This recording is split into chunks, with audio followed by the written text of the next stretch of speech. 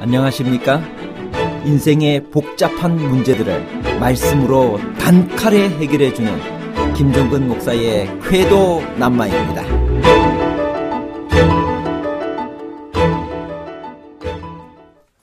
하나님은 뱀을 간교하게 지으셨나요? 하나님은 본래부터 뱀을 간교하게 지어서 인간을 타락하게 만드셨나요? 그렇다면 뱀을 간교하게 지은 하나님이 모든 죄에 대한 도덕적 책임을 져야만 하나요? 성경에서 간교하다는 말의 본래의 의미는 무엇일까요? 성경에 뱀같이 지혜로우라는 말의 의미는 무엇일까요? 인류의 타락은 하나님에게 책임이 있나요? 아니면 간교한 뱀에게 책임이 있나요? 하나님의 책임과 뱀의 책임에 관한 복잡한 문제를 하나님 말씀의 가르침으로 명쾌하게 해결해 드리겠습니다. 책임이란 무엇인가요? 책임이란 인간의 어떤 행위가 그 행위의 주체로 돌아가는 것을 의미합니다. 간교란 무슨 뜻인가요? 간교란 간사하고 교활함이라는 의미입니다. 사람이 마음을 작용할 때 매우 간사하고 교활하여 남을 속이고 이간질하여 자기의 이로움만을 취하려는 사악한 태도를 말합니다. 하나님이 뱀을 간교하게 지으셨다면 그렇게 지은 이에게 도덕적 책임이 있는 것 아닌가요? 창세기 3장 1절.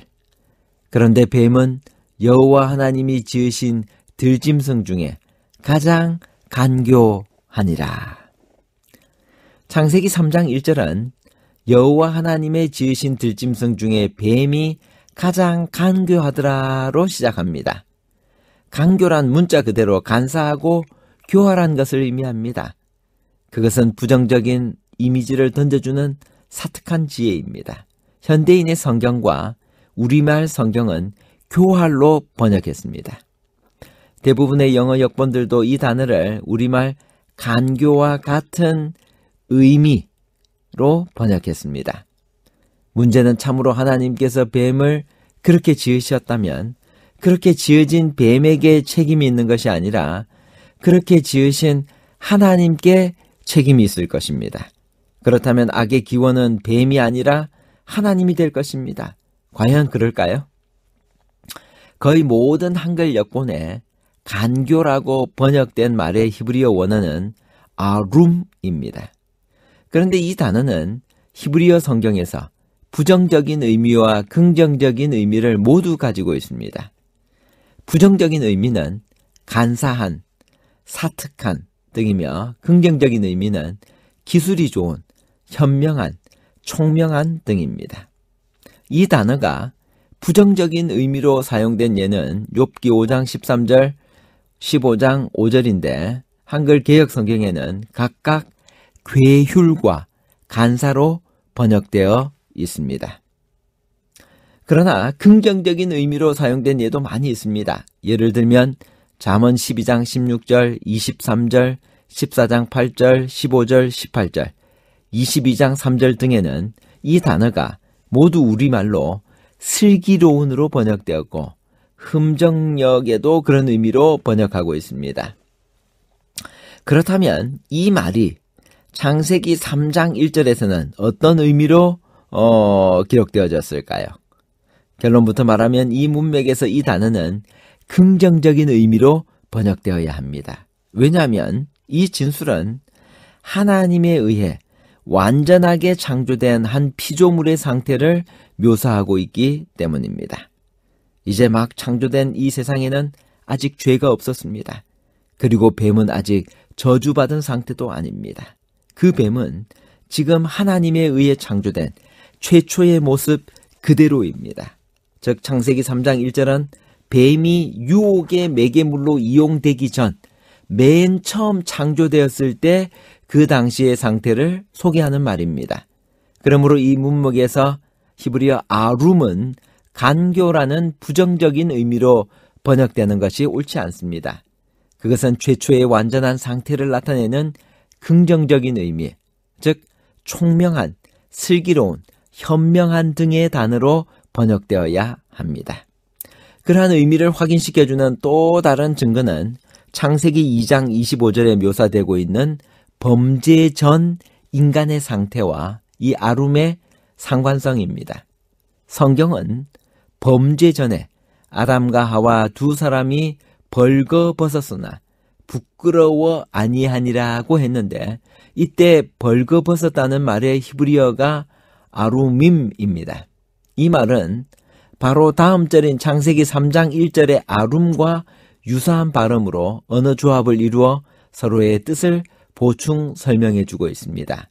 즉 범죄 전에 사람이 아루밈한 것처럼 뱀은 아룸했다는 것입니다. 부조와 선지자 53페이지에 보면 당시 뱀은 지상에서 가장 지혜롭고 아름다운 동물 중에 하나였다라고 기록하고 있습니다. 예수님께서도 제자들을 선교 사업에 내보내면서 뱀같이 지혜로우라고 말씀하셨습니다.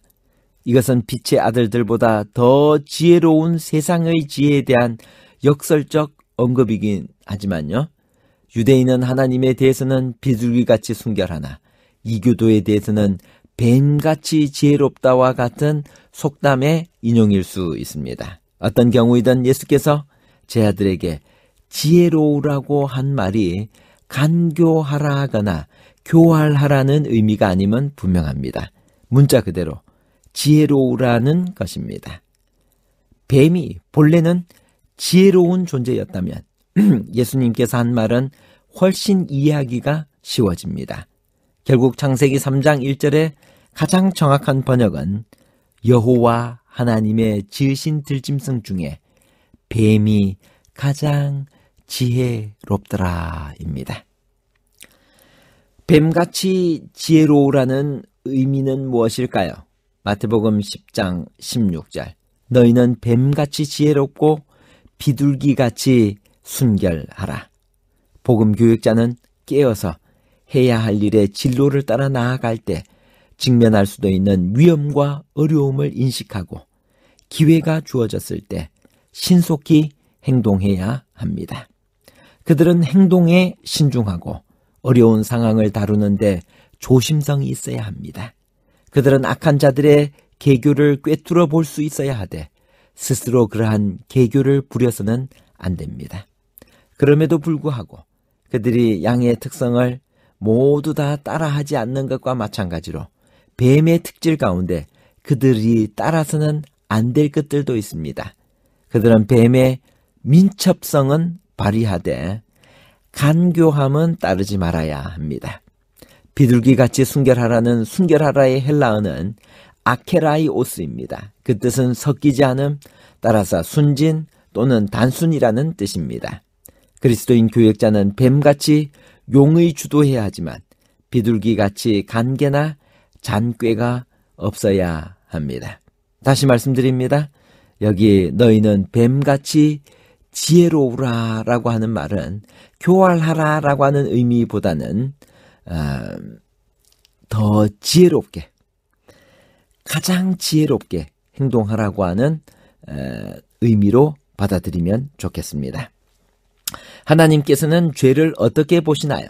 로마서 6장 23절, 하나님께서는 죄의 삭은 사망이라고 말씀하십니다.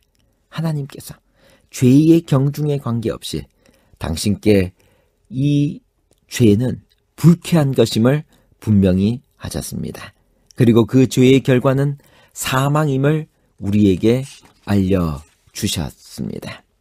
부조와 선지자 60페이지, 61페이지에 이런 말씀이 있습니다. 아담에게 큰 시험이 지정되었더라면 죄악으로 마음이 기울어지는 자들은 그때에는 이것은 하찮은 문제이다, 하나님은 작은 일에 대해서는 그렇게 까다롭지 않으시다고 말하면서 자신을 변명했을 것이다.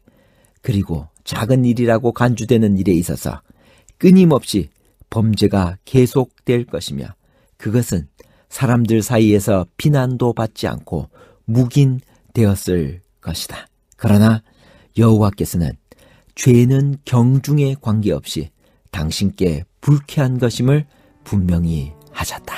결론입니다.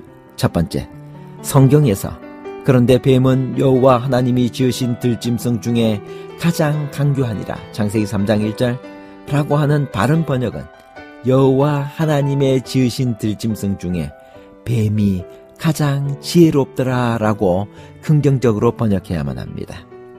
두 번째, 너희는 뱀같이 지혜롭고 비둘기같이 순결하라는 마태복음 10장 16절의 이 말씀은 뱀의 민첩성은 발휘하되 간교함은 따르지 말아야 한다라고 하는 의미입니다.